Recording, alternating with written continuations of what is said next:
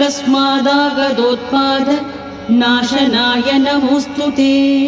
सीतावियुक्त श्रीराम शोकदुःखभयापह तापत्रितय संहारिन् आञ्जनेय नमोऽस्तु ते।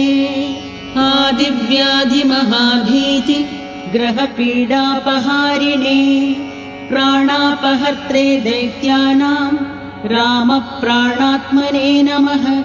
संसारसागरावर्त कर्तव्यभ्रान्तचेतसां शरणागतमर्त्यानां शरण्याय नमोऽस्तु ते।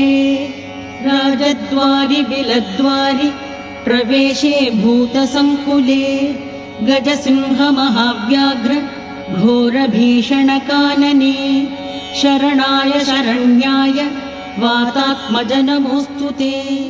नमः प्लवङ्गसैन्याय।